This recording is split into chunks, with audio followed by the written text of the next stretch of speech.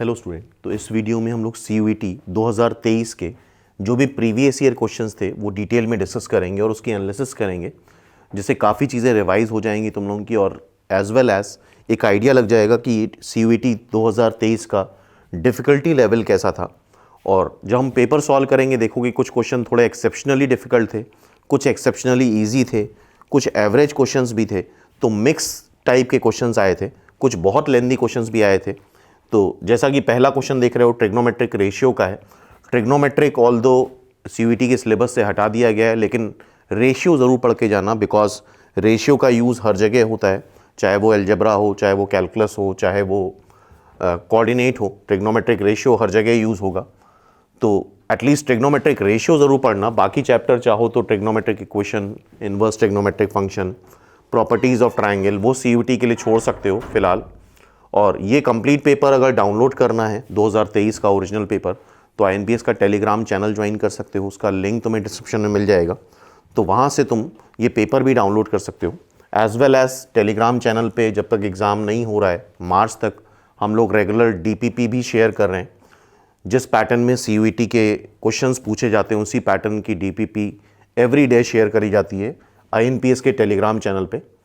तो स्टार्ट करते हैं फर्स्ट क्वेश्चन से। काफ़ी आसान है ये क्वेश्चन। कॉट स्क्वायर 45, कॉट 45 कितना होता है? tan 45 डिग्री 1 होता है, तो कॉट 45 भी 1 ही आ जाएगा, 1 का स्क्वायर। साइन 45 सबको पता है 1/√2 होता है, तो 1/√2 का स्क्वायर।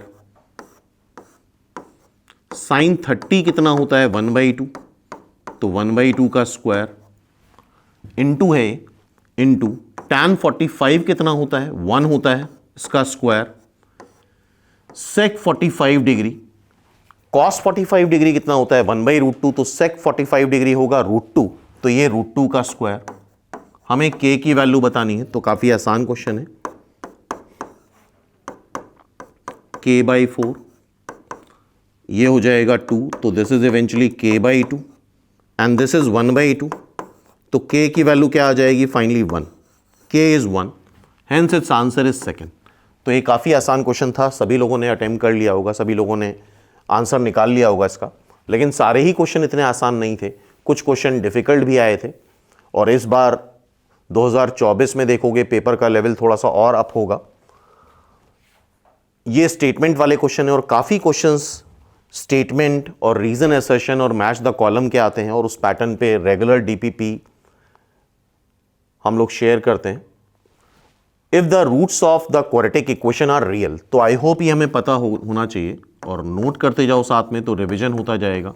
किसी भी क्वाड्रेटिक के रूट्स रियल तब होते हैं जब उसका discriminant b² - 4ac greater than और इक्वल टू 0 आता है। ठीक है, तो पहले तो हम स्टेटमेंट चेक कर लेते हैं। पहला statement, if the quadratic equation has real roots then the least value of a is 1/81। हमें चेक करना है पहली चीज तो ये ट्रू है या फॉल्स है। तो इसका b² - 4ac निकाल लेते हैं। b² क्या है? b क्या है? -4, 4, a क्या है? 1, c क्या है? Constant term log a/3 greater than और इक्वल टू 0। 4 कैंसिल कर दो, ये 4 आ जाएगा, plus log a/3 greater than और इक्वल टू 0। क्लियर है? अब देखो log a/3 ग्रेटर देन और इक्वल टू -4, और ध्यान रखना अगर log का बेस 1 से बड़ा होता है, ये इनइक्वलिटी समझ लो, log alpha base a less than और इक्वल टू बीटा। पहली चीज तो log रिमूव कैसे करते हैं ये पता होना चाहिए। log x बेस a अगर है तो यहां से आ जाएगा x is equal to a⁴y।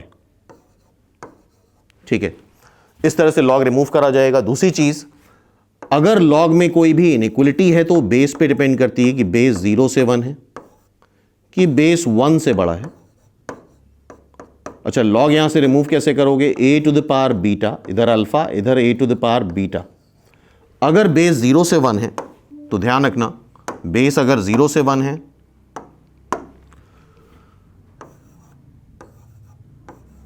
तो ये इनइक्वलिटी रिवर्स हो जाती है, लेस देन है, ये ग्रेटर देन हो जाएगा।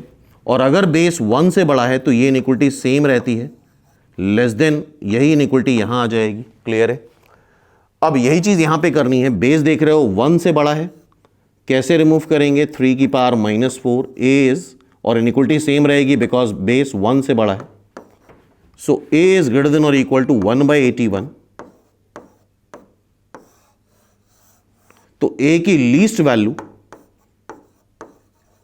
1/81 आ रही है, hence first statement is true, least value of A is 1/81, it means ये ट्रू है।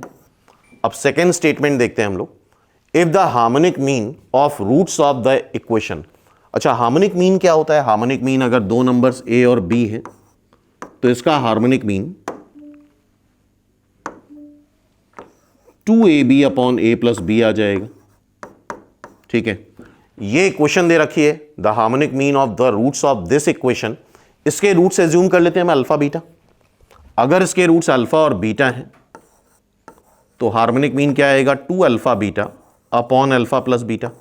ये एचपी में पढ़ा होगा harmonic mean, HM.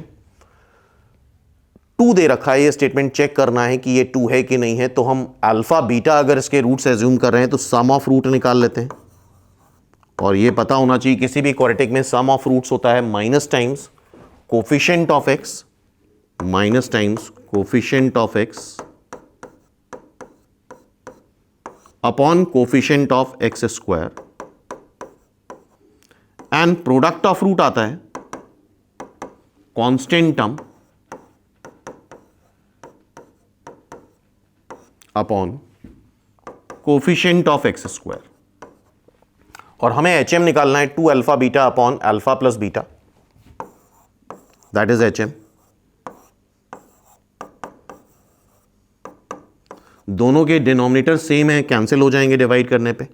Alpha beta क्या आ रहा है, यहां से 2 भी कॉमन ले लो तुम, तो 4 प्लस √5, और ये माइनस माइनस प्लस हो जाएगा, अल्फा प्लस बीटा 4 प्लस √5। ठीक है, तो 2 अल्फा बीटा हमने क्या कर लिया, 2 कॉमन ले लिया यहां से, 4, ये क्या बन गया 4 प्लस √5, डिनोमिनेटर ऑलरेडी कैंसिल हो चुका है, तो 4 प्लस √5, 4 प्लस √5 कैंसिल हो गया। ठीक है, तो एच एम क्या आ रहा है 4, और यहां पे एच एम क्या दे रखा है 2, एंड आंसर आ रहा है 4। इट मींस ये स्टेटमेंट गलत है। ठीक है, स्टेटमेंट 1 राइट है, स्टेटमेंट 2 गलत है। तो बोथ स्टेटमेंट आर ट्रू गलत है, बोथ स्टेटमेंट आर फॉल्स गलत है। Statement 1 is true but statement second is false, ये सही है। और ध्यान रखना, ये क्वेश्चन रिलेटिवली आसान होते हैं, लेकिन जब असर्शन रीजन वाले क्वेश्चन आते हैं उसमें थोड़ी सी प्रॉब्लम आती है।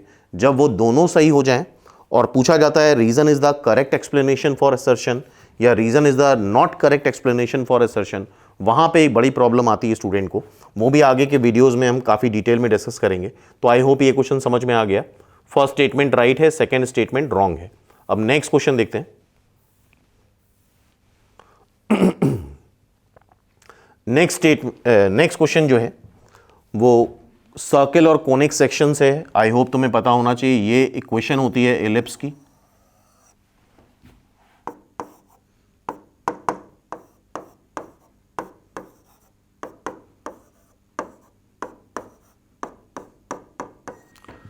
सर्कल की क्वेश्चन सी दे रखी है। ठीक है, अच्छा कोई पॉइंट अगर circle ellipse parabola, circle parabola ellipse, ये इन तीनों में से अगर कोई भी कर्व है, ठीक है, अगर कोई पॉइंट सपोज कर लो कर्व कुछ एस कर्व है, तीनों में से कोई भी कर्व है, अगर वो point suppose alpha beta point है और उस कर्व के अंदर लाई कर रहा है, तो वो पॉइंट रखने पे नेगेटिव आता है, इनसाइड लाई करेगा अगर, और वो पॉइंट रखने पे अगर पॉजिटिव आ रहा है तो इट मींस वो पॉइंट आउटसाइड लाई करता है। और हाइपरबोला में इसका उल्टा होता है। हाइपरबोला में आई होप सबने पढ़ा होगा, हाइपरबोला में अगर पॉइंट इनसाइड लाई करेगा तो पॉइंट रखने पे पॉजिटिव आएगा, और आउटसाइड लाई करेगा तो पॉइंट रखने पे नेगेटिव आएगा। क्लियर है? तो ये पॉइंट याद रखना। अब देखो, दो पॉइंट दे रखे हैं P एंड Q। P क्या है? P ये है 1,2, Q क्या है? 2,1। तो पहले तो हम इस पे P रख के देख लेते हैं। P रखो जरा, 1,2 -1, 1/9 आ रहा है, पॉजिटिव आ रहा है, मतलब P आउटसाइड है एलिप्स के। अब सर्किल में P रख के देख लो, 1,2 नेगेटिव आ रहा है, मतलब P सर्कल के इनसाइड है। ठीक है, नेगेटिव आने का मतलब इनसाइड, पॉजिटिव आने का मतलब आउटसाइड। अब एलिप्स में Q पॉइंट 2,1 रखो, 2 मतलब 4/9, 1 मतलब 1/4 -1, तो 4/9 -3/4 16। नेगेटिव आ रहा है, नेगेटिव आने का मतलब क्या हुआ? इनसाइड हुआ। और ऑब्वियसली अगर C में Q रखोगे 4 और 2,1 तो भी नेगेटिव आएगा, मतलब Q भी इनसाइड है। क्लियर है बात? तो देखो, Q C के इनसाइड है और Q C के आउटसाइड है। गलत है, क्योंकि Q C के इनसाइड है। Q आउटसाइड द C, ये तो बिल्कुल गलत है, क्योंकि दोनों ही पॉइंट सर्कल के इनसाइड हैं। P lies inside the C, P C के इनसाइड है, बिल्कुल सही है। P E के इनसाइड है, गलत है, क्योंकि P E के आउटसाइड है। P लाइज इनसाइड C, बिल्कुल सही है, और P लाइज आउटसाइड E, बिल्कुल सही है। Hence its answer is 4th। इसका आंसर क्या आ जाएगा? 4th, simple. क्लियर है? नेक्स्ट देखते हैं।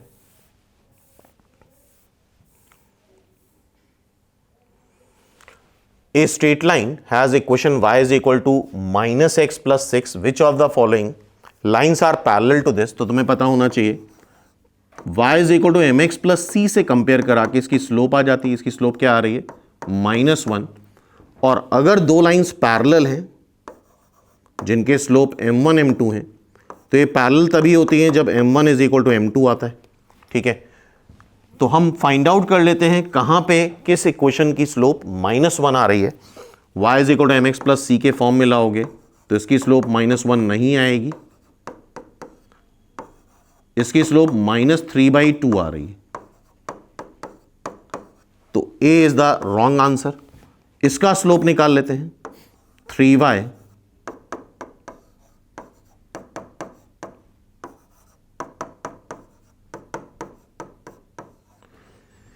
इसकी स्लोप -1 आ रही है, hence second is the answer. Simple, सीधा सीधा सिंपल बेसिक क्वेश्चन था। तो मिक्स एंड मैच रहता है पेपर में। कुछ क्वेश्चन बहुत आसान होंगे फॉर्मूला बेस्ड, और कुछ क्वेश्चन में थोड़ा सा कैलकुलेशन करना पड़ेगा। नेक्स्ट, अब ये मैट्रिक्स का क्वेश्चन है और पूछा गया है कौन से स्टेटमेंट ट्रू हैं और कौन से फॉल्स हैं। ठीक है, देखते हैं। तो ये ए और बी का इन्वर्स है। आई थिंक ये सबको पता होना चाहिए फॉल्स है, क्योंकि ए और बी का इन्वर्स, ए बी के प्रोडक्ट का इन्वर्स क्या आता है? पलट जाता है यहां पे, B inverse A inverse. Even अगर ए बी सी के प्रोडक्ट का इनवर्स निकालें, आई होप ये मैट्रिक्स में तुम लोगों ने पढ़ा होगा, A inverse, it means first statement wrong है। Every skew symmetric matrix of odd order, अगर तुम लोगों ने पढ़ा हो skew symmetric matrix of odd order की वैल्यू हमेशा, डिटर्मिनेंट की वैल्यू हमेशा 0 आती है। और डिटर्मिनेंट की वैल्यू अगर 0 आएगी, अगर ये एक स्क्वायर मैट्रिक्स है स्क्यू सिमेट्रिक मैट्रिक्स, तो उसके डिटर्मिनेंट की वैल्यू हमेशा 0 आती है। मींस सिंगुलर मैट्रिक्स होगी ये, और सिंगुलर मैट्रिक्स का इन्वर्स नहीं निकलता है। डिटर्मिनेंट की वैल्यू 0 नहीं आनी चाहिए, बिकॉज ए इन्वर्स क्या होता है? Adjoint of A divide by mod A. Clear है? तो ए एवरी स्क्यू सिमेट्रिक मैट्रिक्स जिसके डिटर्मिनेंट की वैल्यू 0 आती है और वो सिंगुलर मैट्रिक्स होगी तो इन्वर्टेबल नहीं होगा, उसका इन्वर्स नहीं निकल सकता। B is the wrong answer. A is non singular matrix. Non singular matrix मतलब ए का डिटर्मिनेंट 0 नहीं है। अच्छा, डिटर्मिनेंट ऑफ ए वही होता है जो डिटर्मिनेंट ऑफ ए ट्रांसपोज होता है, ठीक है, ए ट्रांसपोज का inverse is equal to A inverse का ट्रांसपोज। ये आई होप तुम लोगों ने प्रॉपर्टी में पढ़ा होगा और ये स्टेटमेंट ट्रू होता है। ए ऑब्वियसली नॉन सिंगुलर होना चाहिए, तभी उसका इनवर्स निकाला जा सकता है। ए का इनवर्स तुम तभी निकाल सकते हो जब वो नॉन सिंगुलर होगा, और ए अगर नॉन सिंगुलर है तो उसका ट्रांसपोज भी नॉन सिंगुलर होगा। तो ये ट्रू रिजल्ट है। ए ट्रांसपोज का इनवर्स निकालो या ए इनवर्स का ट्रांसपोज निकालो, सेम आता है। नेक्स्ट है A is involutory matrix. Involutory matrix क्या होती है? That is a square matrix जहां पे ए का स्क्वायर करने पे आइडेंटिटी मैट्रिक्स आ जाती है, या तुम इसको ऐसे ही बोल सकते हो A into A is identity matrix. और हमें पता होना चाहिए ए को ए के इन्वर्स से मल्टीप्लाई करते हैं तो आइडेंटिटी मैट्रिक्स आती है, या ए इन्वर्स को ए से मल्टीप्लाई करते हैं तो आइडेंटिटी मैट्रिक्स आती है। तो यहां से हम ये भी बोल सकते हैं ए उस ए इन्वर्स के बराबर होता है। इन्वोल्यूटरी मैट्रिक्स में दो चीज़ें याद रखनी है, पहला तो ए स्क्वायर आई के बराबर होगा, दूसरा ए के इन्वर्स के बराबर होगा। एक इन्वोल्यूटरी मैट्रिक्स है, इसको चेक करना है हमें। आई प्लस ए, आई माइनस ए, और आई होप तुम लोगों ने प्रोडक्ट पढ़ा होगा, मल्टीप्लाई करेंगे आई स्क्वायर, इसको इससे मल्टीप्लाई करें तो माइनस आई ए। प्री मल्टीप्लायर और पोस्ट मल्टीप्लायर जानना ज़रूरी है। ए आई माइनस ए स्क्वायर, और किसी भी स्क्वायर मैट्रिक्स को उसी ऑर्डर के आइडेंटिटी मैट्रिक्स से मल्टीप्लाई करा जाता है तो वही सेम मैट्रिक्स आती है। तो हेंस आई ए भी ए आएगा और ए आई भी ए आएगा, और इन्वोल्यूटरी मैट्रिक्स है तो ए स्क्वायर क्या आ जाएगा? ए स्क्वायर आई आ जाएगा। तो देख रहे हो सब कुछ कैंसिल हो रहा है, ए से कैंसिल हो रहा है, और आई स्क्वायर आई आता है।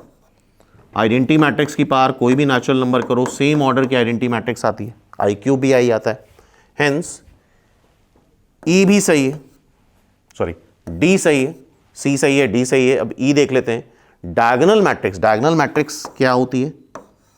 डायगोनल मैट्रिक्स में डायगोनल के एलिमेंट नॉन जीरो होंगे, बाकी सारे कैसे होंगे? जीरो होंगे। तो ये अपर ट्रायंगुलर भी है और लोअर ट्रायंगुलर भी है। Diagonal matrix is upper triangular and lower triangular also. तो सी डी ई सही है, ए और बी गलत है। C D E, C D E ये सही है, ठीक है। और थोड़ा सा यहां पे कॉमन सेंस भी यूज करना चाहिए। ए गलत है, ए गलत है, पूछा गया है कौन सा रॉन्ग ऑप्शन है, तो ए गलत है। फर्स्ट में ए इंक्लूड कर लिया है तो ए ऑप्शन तो ऐसे ही काट दो, थर्ड ऑप्शन ऐसे ही काट दो, ठीक है। अगर चारों नहीं चेक करना चाहते हो, अब बी डी ई सही है, हमने चेक कर लिया था। क्या चेक कर लिया था? बी गलत है सीधा सीधा, तो ये भी गलत है। तो बचा कौन सा ऑप्शन? फोर्थ। क्लियर है? तो इस तरह से भी कर सकते हो, कोई जरूरी नहीं कि सारे ही स्टेटमेंट चेक करने हो। तुम कॉमन सेंस लगा के भी सबसाइड कर सकते हो बाकी ऑप्शंस को। नेक्स्ट अब ये लॉग का क्वेश्चन है, और देख रहे हो यहाँ पे भी थोड़ा ट्रिग्नोमेट्रिक रेशियो यूज हुआ है, और ये चीज़ हमें पता होनी चाहिए। यहाँ पे रिजल्ट है tan थीटा और tan 90 माइनस थीटा का प्रोडक्ट 1 आता है, because tan 90 minus theta cot theta होता है, इट इज 1। एंड यहां पे एक प्रॉपर्टी यूज होगी log x plus log y plus log z। log x y z होता है, ठीक है। तो यहां पे log, ये बेस 10 है, log का बेस 10 है। tan 1 degree, tan 2 degree, tan 3 degree सबका log लिया जा रहा है। तो log की प्रॉपर्टी अगर हम यहां लगा दें, बेस में 10 है तो tan 1 degree, tan 2 degree, tan 3 degree ये सब मल्टीप्लाई हो जाएंगे आपस में।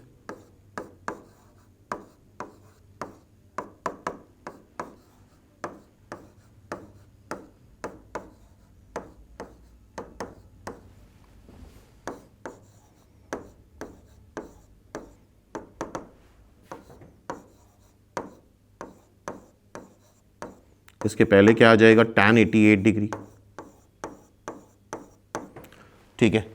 और हमने क्या पढ़ा? tan थीटा और tan 90 माइनस थीटा मल्टीप्लाई करने पे क्या आ जाता है? 1 आ जाता है। तो देखो tan 1 डिग्री और tan 89 डिग्री tan 1 डिग्री और tan 90 माइनस 1 डिग्री, इसको प्रोडक्ट करेंगे तो 1 आएगा। tan 2 डिग्री और tan 90 माइनस 2 डिग्री 88 हो जाएगा। इसके पहले क्या आएगा, tan 87 डिग्री। सो tan 3 डिग्री और tan 87 डिग्री ये भी 1 हो जाएगा।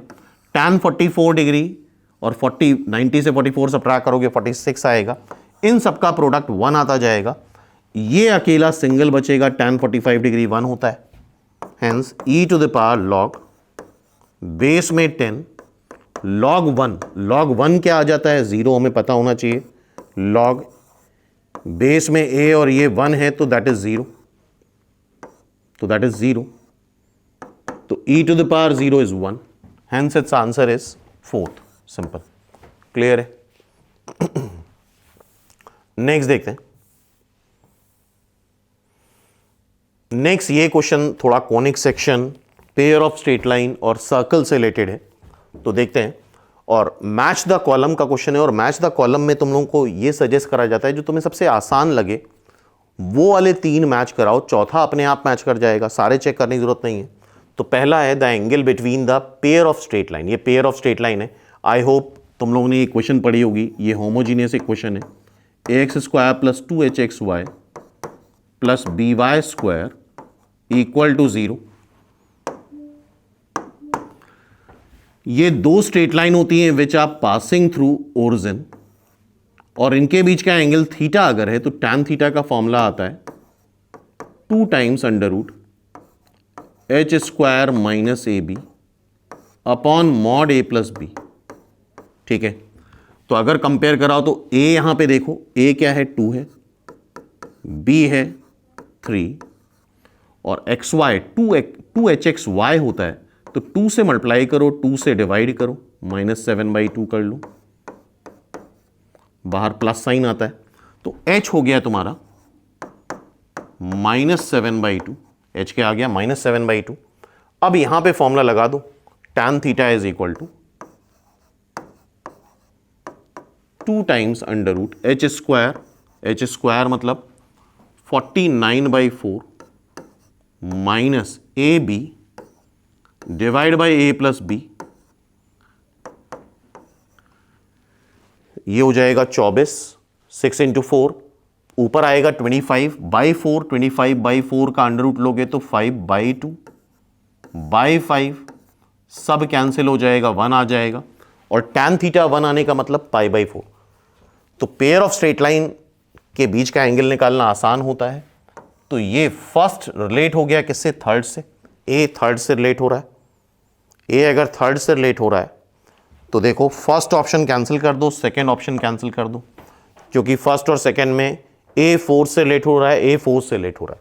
अब कोई आसान पकड़ लेते हैं, अब हम सी पकड़ लेते हैं। एरिया ऑफ सर्कल क्या होता है, πr², जिसका सेंटर है 1,2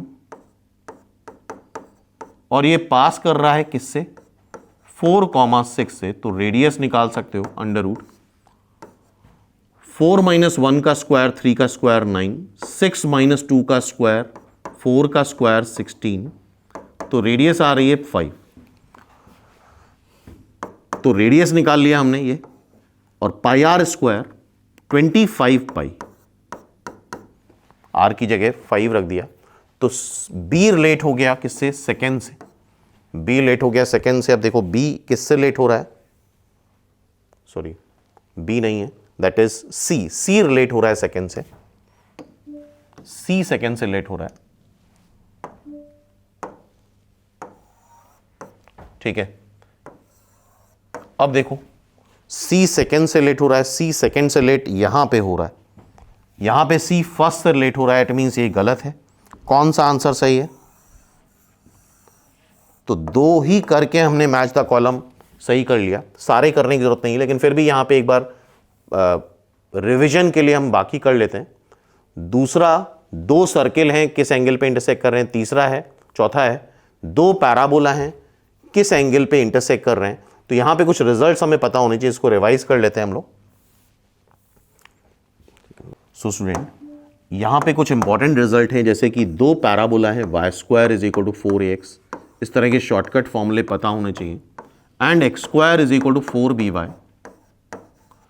ये दो पैराबोला दे रखे हैं और पूछा जाए किस एंगल पे इंटरसेक्ट कर रहे हैं। Y square is equal to 4x ये होता है, x square is equal to 4by ये होता है, किस एंगल पे इंटरसेक्ट कर रहे हैं। तो उसके पॉइंट ऑफ इंटरसेक्शन पे दोनों पे टेंजेंट बनाई जाएगी, इधर टेंजेंट बना ली, इधर टेंजेंट बना ली, इसके बीच का जो एंगल आएगा दैट इज tan थीटा, और वो फॉर्मूला रट लो इसका। tan थीटा होता है 3 टाइम्स a की पावर 1/3 b की power 1/3 upon 2 a to the power 2/3 plus b की पावर 2/3। ठीक है, सिंपली ये फॉर्मूला याद होना चाहिए जिससे बहुत आसानी से हो जाएगा, अदरवाइज टैंजेंट नॉर्मल का कंसेप्ट लगाना पड़ेगा। इसको एक बार कर लेते हैं। Y square is equal to 4x, तो a हो गया 1, x square is equal to 4by, b हो गया 8। अब यहां पे फॉर्मूला लगा देते हैं a1 b8, a1 b8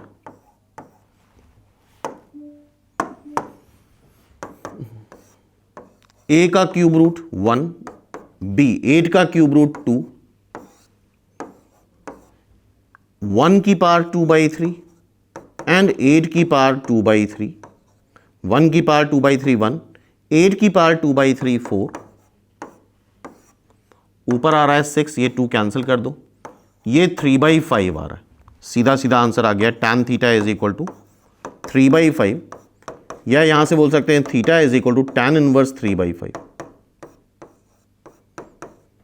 otherwise ये काफ़ी लेंदी हो जाता, तो इस तरह काफ़ी फॉर्मूले हैं, आगे हम लोग देखते रहेंगे। तो tan इनवर्स 3/5, तो D किससे मैच कर गया? फर्स्ट से। D फर्स्ट से मैच कर रहा है, देख रहे हो ऑलरेडी हम आंसर चूज कर चुके हैं। और ये दो सर्किल होते हैं, ये फॉर्म सर्किल की है, आई होप पता होगा, x square plus y square plus 2gx plus 2fy plus c equal to 0, this is the form of circle. और दो सर्कल का कभी भी एंगल ऑफ इंटरसेक्शन पूछा जाए तो वो feasible, objective point of view से फीजिबल अगर है तो उसके बीच का एंगल 90 डिग्री ही आएगा, मतलब ऑर्थोगोनल इंटरसेक्शन होगा। और उसका बेस्ट तरीका ये होता है, कुछ लोगों को फॉर्मूला याद होगा, 2g1 g2 is equal to 2f1 f2 is equal to c1 plus c2। उससे बेटर रहता है कि दोनों के तुम सेंटर निकाल लो, दोनों की रेडियस निकाल लो। अगर ये ऑर्थोगोनल इंटरसेक्शन है, मतलब इनके बीच का एंगल 90 डिग्री है, तो c1 c2 का स्क्वायर आता है r1 square plus r2 square. तो ऑर्थोगोनल में हमेशा यही चीज अप्लाई करेंगे।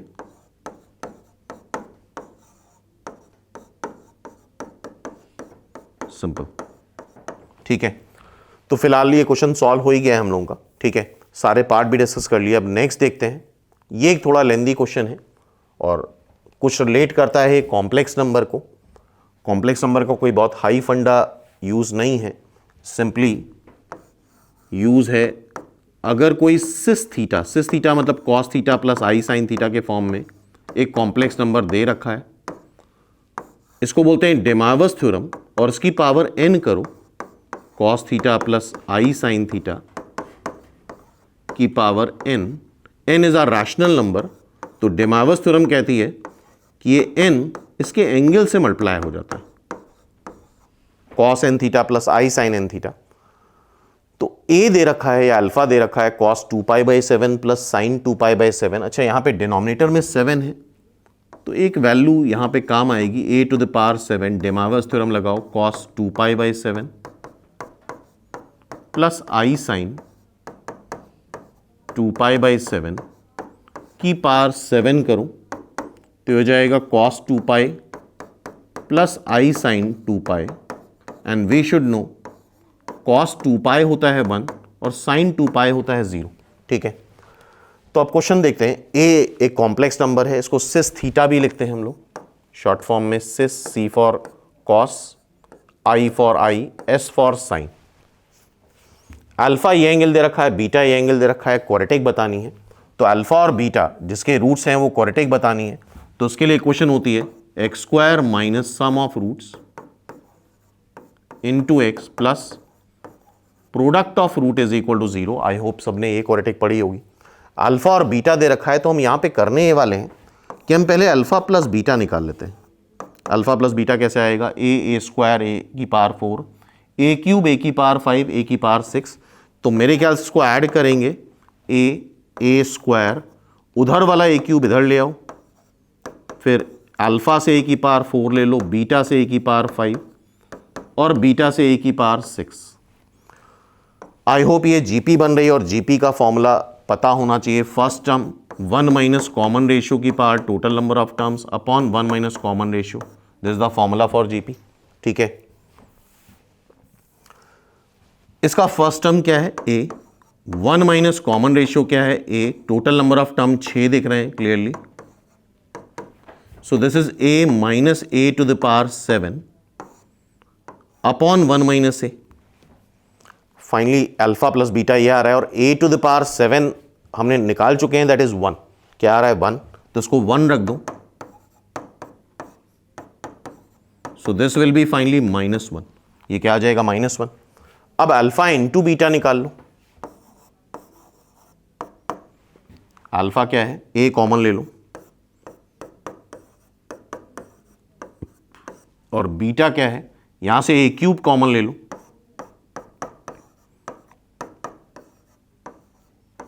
ठीक है। ये क्या हो जाएगा, ए टू द पावर 4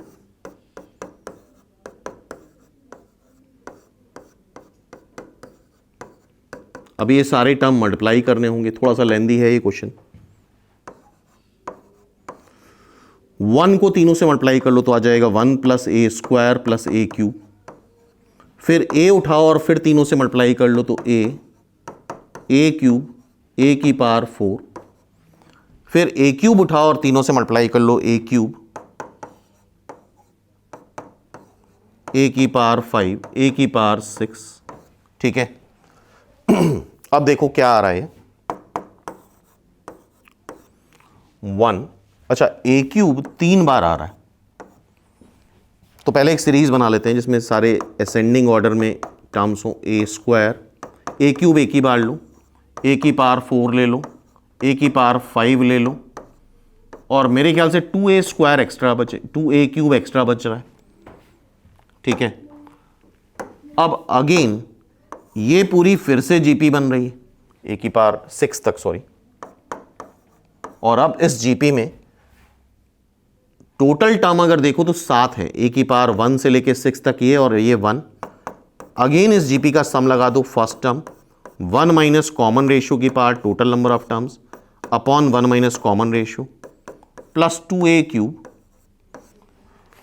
और ऑलरेडी हम लोग देख चुके हैं a टू द पावर 7 क्या आ रहा है, 1, a टू द पावर 7 1 है, तो ये पूरा 0 हो जाएगा। ये क्या आ जाएगा, 2a की पावर a क्यूब a की पावर 4 a की पावर 7 और a की पावर 7 अगेन 1, तो अल्फा इंटू बीटा 2 है और अल्फा प्लस बीटा -1 है, तो यहां पे रख देते हैं alpha plus beta -1, alpha into beta 2,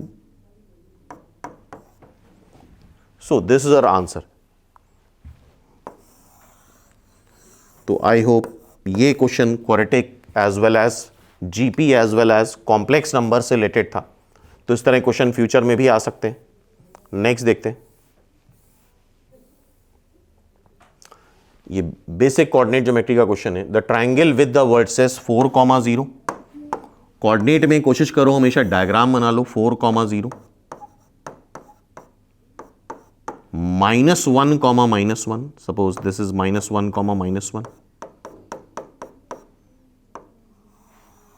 ठीक है। 3,5, 3,5, suppose this is 3,5 something. Right angle isosceles ये चेक करना है हमें, तो राइट एंगल के लिए क्या करना होता है, राइट एंगल के लिए मोस्ट प्रॉब्ली ये लग रहा है, तो तुम CA का स्लोप निकाल लो, स्लोप ऑफ CA कैसे आएगा, y2 minus y1 upon x2 minus x1 -5, फिर स्लोप निकाल लो तुम AB का, y2 minus y1 upon x2 minus x1 I think ये 1/5 आ रहा है, और इन दोनों का प्रोडक्ट -1 आ रहा है, तो ये बताया M1 M2 का प्रोडक्ट -1 मतलब 90 डिग्री। तो इट मीन्स ये राइट एंगल ट्राइंगल है।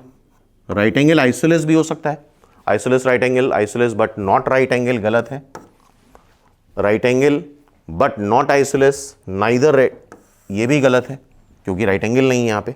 अब आइसोलेस चेक कर लेते हैं, इधर ये आइसोलेस होगा या नहीं होगा।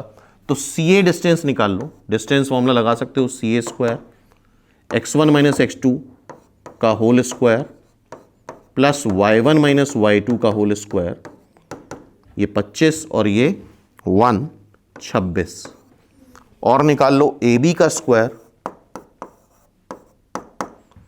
x1 - x2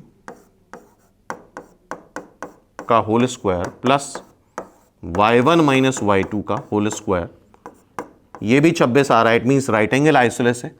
first is the answer, that is right angle isosceles. ठीक है, तो ये मेथड ऑफ रिजेक्शन भी लगाते चलो, इससे भी काफी फायदा होता है।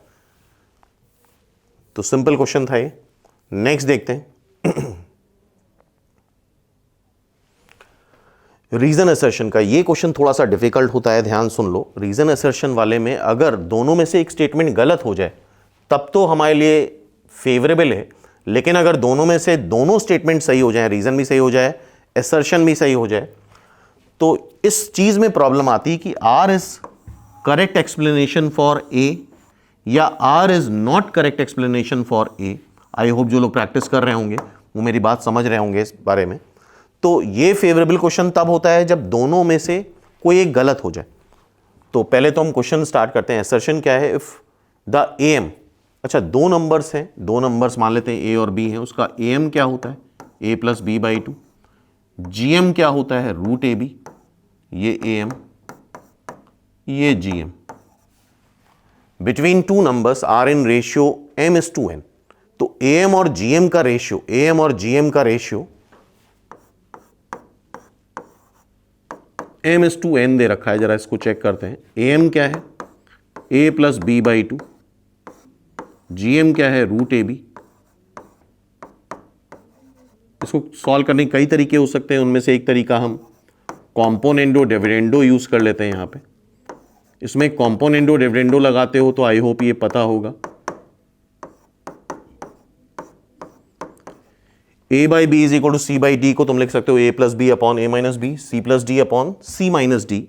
तो ये हो जाएगा a + b + 2√ab according to componendo dividendo. a + b - 2√ab, इधर भी कॉम्पोनेंडो डिविडेंडो लगा दो। अच्छा, a को तुम क्या लिख सकते हो? √a का स्क्वायर। b को क्या लिख सकते हो? √b का स्क्वायर। ये √a का स्क्वायर, ये √b का स्क्वायर, तो ये ओवरऑल आ जाएगा √a + √b का होल स्क्वायर। नीचे आ जाएगा, ध्यान से देखो तो √a - √b का whole square m + n / m - n। ठीक है, अब इसका अंडर रूट ले लो।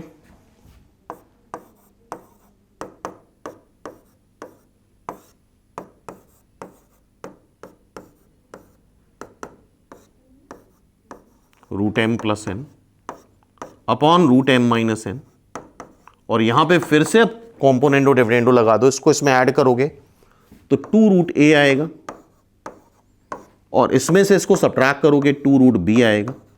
यही चीज यहां भी कर लो, √m + n plus √m - n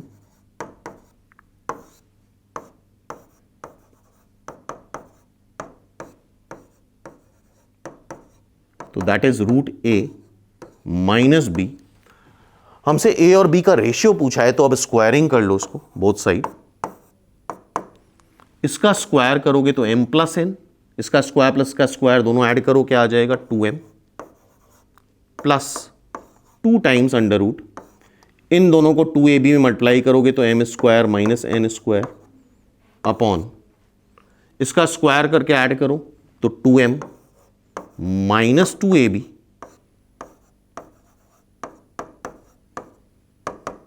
सो m + under root m square minus n square,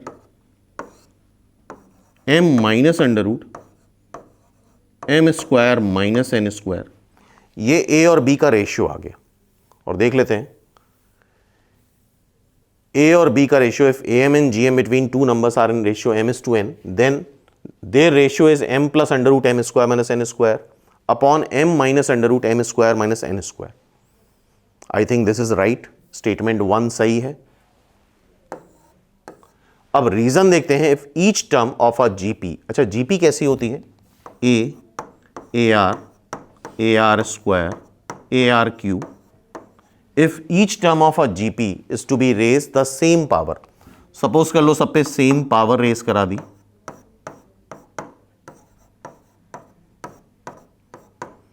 तीन टर्म से ही पता चल जाएगा, then resulting sequence is also a GP. वैसे इसका एसर्शन से कोई लेना देना नहीं है, एसर्शन का अपना अलग एएम जीएम का कंसेप्ट यूज हो रहा है। तो ये जीपी में होगा, ये हमें चेक करना है। तो तीन टर्म्स जीपी में कब होते हैं, जब मिडिल का स्क्वायर करें और ये एडजेसेंट के प्रोडक्ट के बराबर आ जाए। और आ रहा है देखो, ए की पावर 2t आर की पावर 2t। तो अगर कुछ टर्म्स जीपी में और सब पे सेम पावर कर दें तो रिजल्टिंग सीरीज भी जीपी में आती है। रीजन भी सही है, बट ऑब्वियसली ये थोड़ा आसान हो गया क्योंकि इसका असर्शन से कोई लेना देना नहीं है, इसका अपना अलग प्रूफ है, एएम जीएम का कंसेप्ट लग रहा है, कॉम्पोनेंडो डिविडेंडो लग रहा है। तो R is not the correct explanation for A, hence its answer is 2। इसका आंसर क्या हो जाएगा, 2 is the answer simply. So again student, question number 11 देख रहे हो, स्टेटमेंट वाले क्वेश्चन हैं। The number of different numbers that can be form using 6 digit that can be made form by all the digits 1 2, देख लेते हैं इसको, 1 2 1 1 दो बार आ रहा है, 2 2 2 3 बार आ रहा है, एक बार 0 आ रहा है। इससे 6 डिजिट नंबर बनाना है। अच्छा क्वेश्चन है, ध्यान से देखो। अगर 6 डिजिट नंबर बनाना है, 1 2 3 4 5 6, अच्छा आंसर अगर छोटा दिया होता है तो इसका मतलब पहले तो मान के चलो रिपीटिशन नॉट अलाउड। तो हमारे पास टोटल 6 नंबर हैं, 1 1 2 2 2 एंड 0। 6 डिजिट नंबर बनाना है। 6 डिजिट नंबर बनाने के लिए क्या करेंगे, पहले प्लेस पे 0 नहीं आ सकता, तो पहले प्लेस के पास कितनी चॉइस है, ठीक है ये दोनों आइडेंटिकल हैं, ये तीनों आइडेंटिकल है, लेकिन अभी फिलहाल हम मान के चलते हैं सारे डिफरेंट हैं। तो पहले प्लेस के पास 5 चॉइस है, इस पे 0 आ सकता है और एक जो डिजिट इस पे आ गई वो नहीं आएगी, तो यहाँ के लिए 5 चॉइस, फिर 4, फिर 3, फिर 2, फिर 1। चूंकि आंसर छोटा है, 50 है, इस वजह से हम रिपीटिशन नॉट अलाउड कर रहे हैं।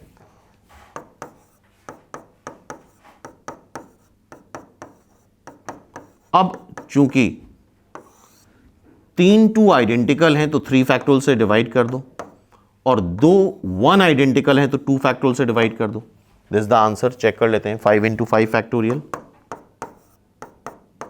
5 फैक्टोरियल मतलब 5 इंटू 4 इंटू 3 फैक्टोरियल,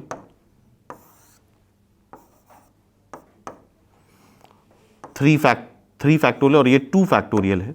3 फैक्टोरियल से कैंसिल हो गया, 2 फैक्टोरियल से कैंसिल करोगे 2 आएगा, आंसर 50 आ गया। So this is the right answer, right statement, answer 50 है, ठीक है। अब स्टेटमेंट 2 क्या है, there are 4 5 3 6 possibility of writing a 4 digit number which have all the distinct digit, जिसमें सारी डिस्टिंक्ट डिजिट्स हों, 4 डिजिट नंबर, सारी डिस्टिंक्ट डिजिट्स है, कोई भी रिपीट नहीं हो रहा है। तो इसके लिए क्या करना होगा, पहले प्लेस पे 9 चॉइस, बिकॉज 0 नहीं आ सकता, 4 डिजिट नंबर बनाना है। दूसरे प्लेस पे 0 आ सकता है, लेकिन यहां जो नंबर आया है वो नहीं आ सकता। तीसरे प्लेस पे इन दोनों जगह पे जो नंबर आया है वो नहीं आ सकता। चौथे प्लेस पे 7 चॉइस, तो 9 इंटू 9 इंटू 8 इंटू 7, 9 इंटू 9 81, इसको पूरा मल्टीप्लाई करोगे तो यही आंसर आएगा 4 5 3 6।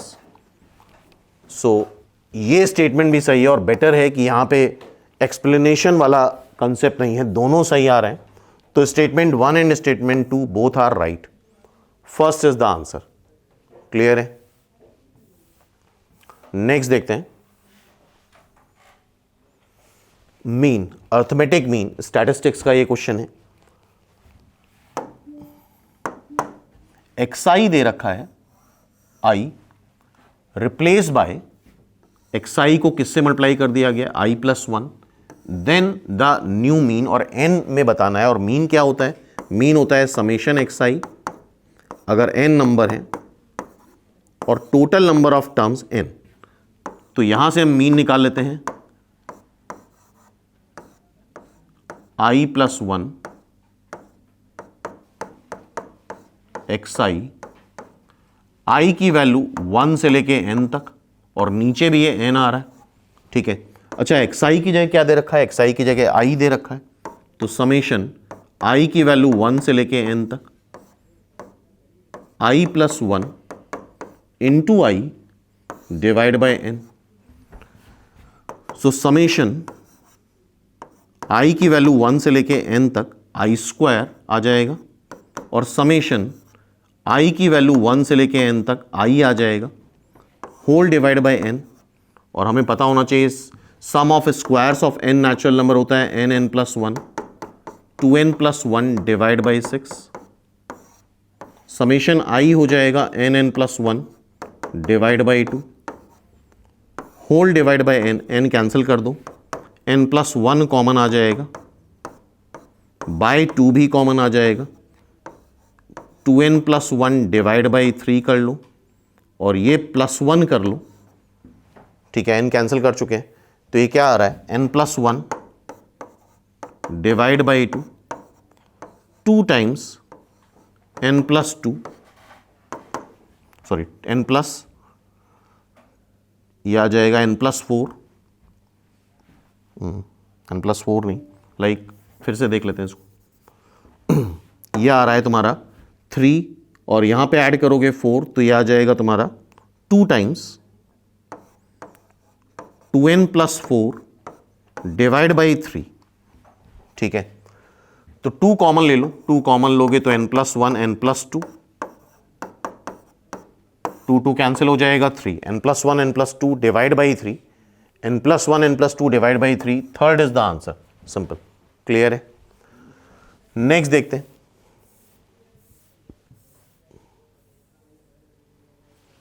ये एक थोड़ा ज्योमेट्री से रिलेटेड है, ट्रिग्नोमेट्री भी लग सकती है यहां पे। If the two adjacent side of a circle नहीं है, दैट इज साइक्लिक, सर्किल भी होता तो भी वो साइक्लिक क्वाड्रिलैटरल ही होता। साइक्लिक क्वाड्रिलैटरल क्या होता है? जहां पे चारों वर्सेस सर्किल पे लाई करें,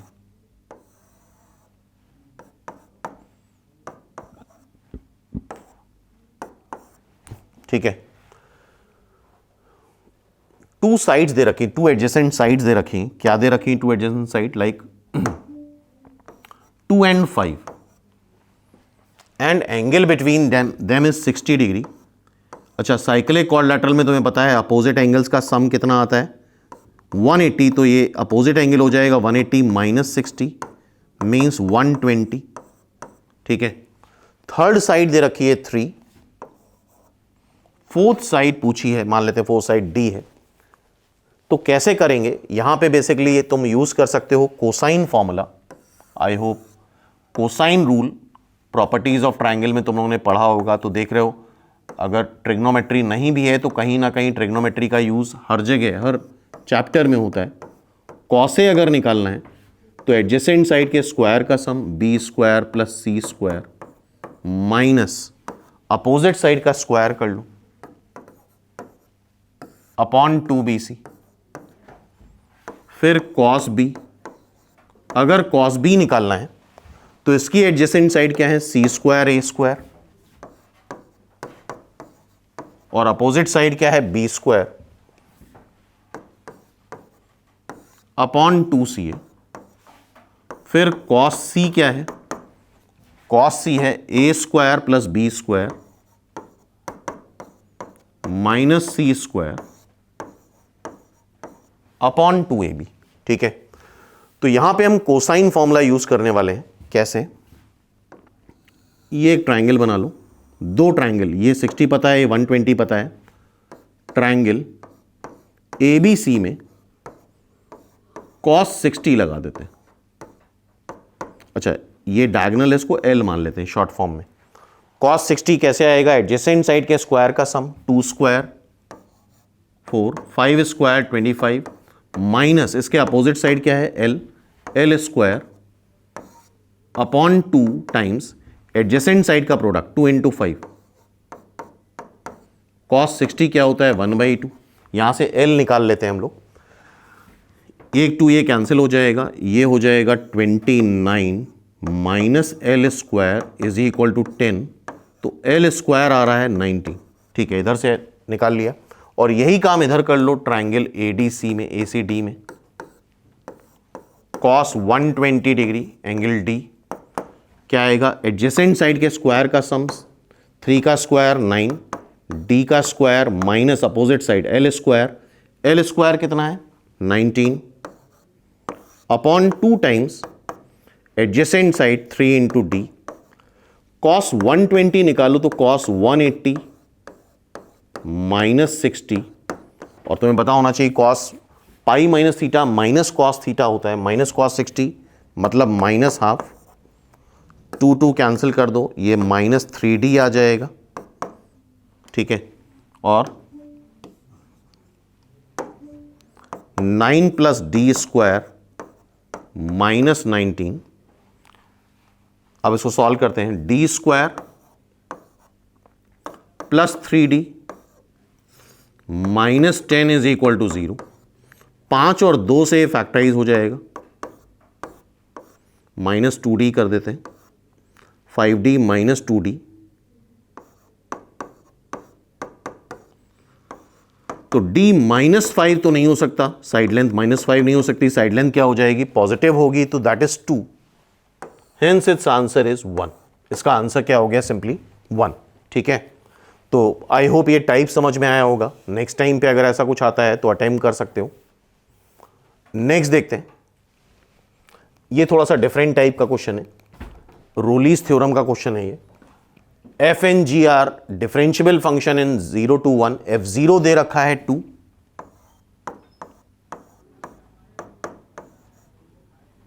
g1 भी 2 है, g0 0 है, f1 6 है। ठीक है, then which of the following 2f prime c is equal to g prime c, 2f prime c is equal to 3g prime c, f prime c is equal to g prime c and f prime c is equal to 2 times g prime c। यहां पे रोलीज theorem लगती है और तुम्हें I hope पढ़ा होगा, अगर a से b के बीच में फंक्शन कंटिन्यूअस भी है और डिफरेंशियबल भी है तो f b minus f a upon b minus a f prime c आता है। क्या आता है? एफ प्राइम सी आता है।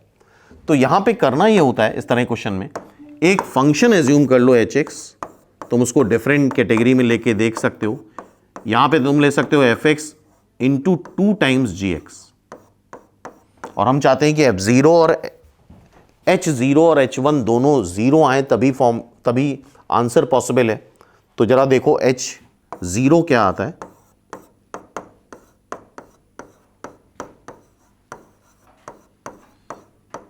f0 क्या दे रखा है? f0 इज 2, g0 इज 0, तो ये 2 आ जाएगा। h1 निकाल लो,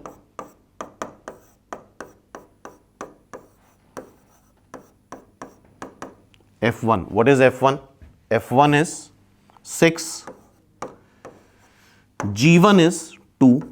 तो बेसिक फंडा ये है कि बेसिकली जिन दो पॉइंट पे तुम रोलीज थ्योरम लगाना चाहते हो वहां पे एच एक्स की वैल्यू 0 आनी, मतलब सेम आनी चाहिए, सेम टू सेम आनी चाहिए। बिकॉज ये बाय द वे ये जो होता है ये तुम्हारा लैग्रेंजे मीन वैल्यू थ्योरम है। बेसिकली रोलीज थ्योरम क्या होता है? रोलीज थ्योरम ये होता है कि अगर दो पॉइंट पे फंक्शन की वैल्यू सेम आ रही है ए और बी पे, तो उसके बीच में सी ऐसा एग्जिस्ट करता है जहां पे एफ प्राइम सी 0 आता है, tangent parallel to x axis होती है, दैट इज रोलीज थ्योरम।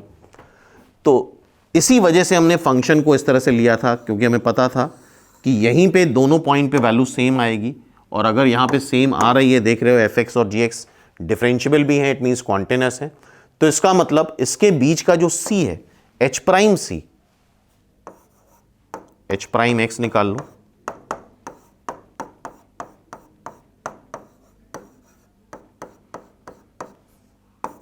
तो एच प्राइम सी यहां पे जीरो आ जाएगा, F prime C minus two G prime C equal to zero, means F prime C is equal to 2g prime C. This is the answer. Clear है? Hence its answer is fourth. इसका answer क्या हो जाएगा? Fourth, simply. ठीक है।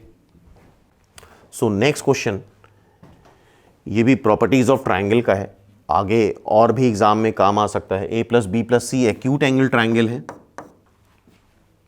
Such that A plus B plus C pi है। A plus B plus C pi का मतलब ए बी सी ट्राइंगल के एंगल हैं, एक्यूट एंगल ट्राइंगल के एंगल हैं। Then cot A cot B cot C, के की मिनिमम मैक्सिमम वैल्यू बतानी है। तो यहां पे कुछ रिजल्ट्स हमें पता होने चाहिए।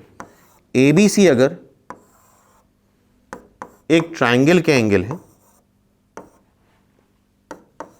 तो आई होप शायद तुम लोगों ने पढ़ा होगा, अगर A B C A plus B plus C pi है तो tan A plus tan B, ये रिजल्ट याद होना चाहिए, प्लस tan सी, ये इक्विवेलेंट आता है tan A tan B tan सी के।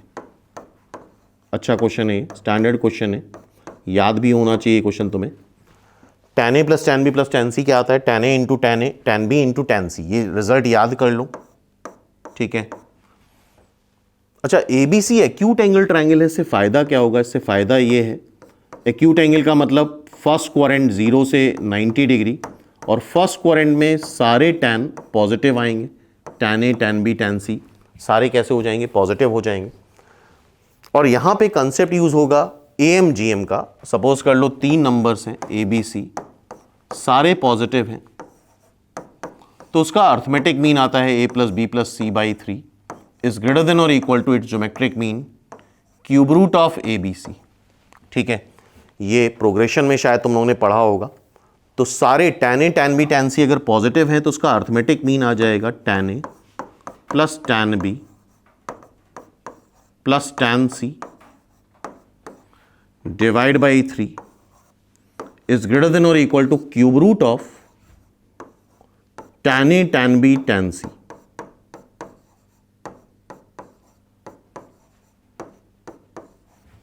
ठीक है। अच्छा, ऑलरेडी हम देख चुके हैं tan A plus tan B plus tan C क्या होता है? tan A tan B tan C. तो tan A plus tan B plus tan C की जगह tan A tan B tan सी रख दो।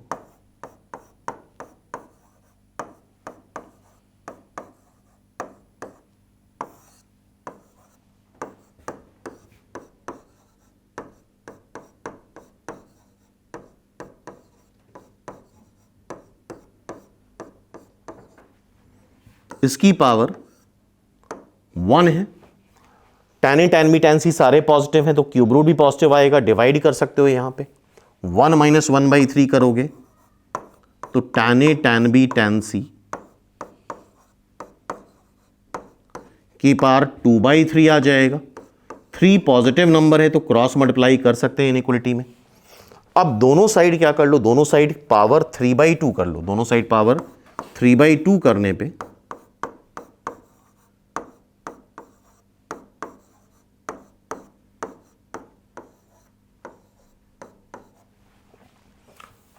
क्या बन जाएगा? ये tan A tan B tan C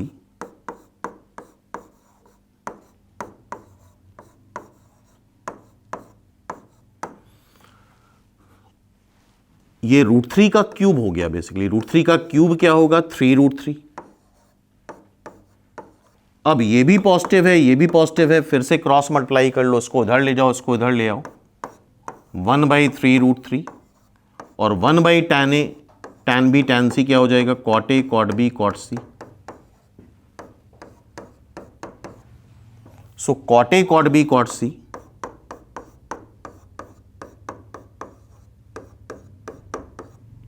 is less than or equal to 1/3√3 which is K, ये के दे रखा है तो के इज लेस देन और equal to 1/3√3. So this is the answer. K is less than और equal to 1/3√3. First is the answer. तो एक standard question था, अच्छा क्वेश्चन था ये. क्लियर है क्वेश्चन. नेक्स्ट देखते हैं.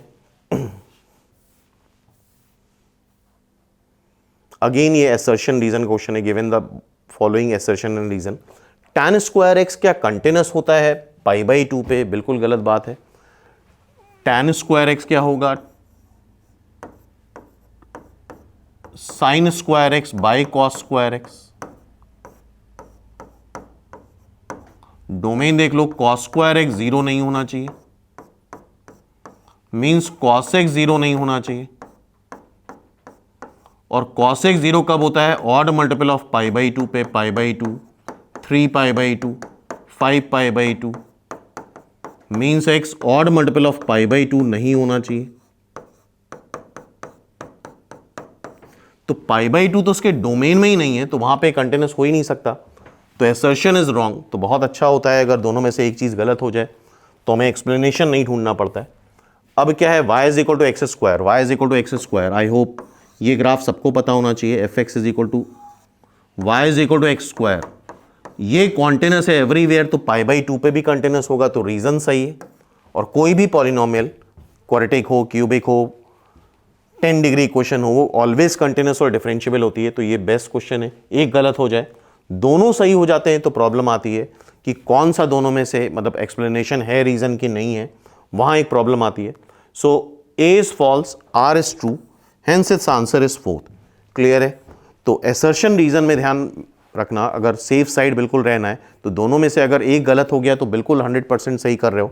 लेकिन प्रॉब्लम कहां पे आती है? अगर दोनों सही हो जाएं तो ये बताने में प्रॉब्लम आती है कि R is correct explanation for assertion या R is not correct explanation for assertion. इन दोनों में से क्या टिक करें, वहां एक प्रॉब्लम आती है. तो ये कुछ क्वेश्चंस हो गए जो इस वीडियो में डिस्कस करें हम लोग ने. अब नेक्स्ट वीडियो में नेक्स्ट 15-16 क्वेश्चन और डिस्कस करेंगे. तो इस तरह से काफ़ी एक आइडिया लग जाएगा तुम लोगों को कि CUET का पैटर्न कैसा है, किस तरह का डिफिकल्टी लेवल है, किस तरह के क्वेश्चन ज़्यादा पूछे जा रहे हैं. ठीक है. और ये पेपर अगर डाउनलोड करना है तो INPS का टेलीग्राम चैनल ज्वाइन कर लो. वहाँ से तुम इस पेपर को, कंप्लीट पेपर को डाउनलोड कर सकते हो.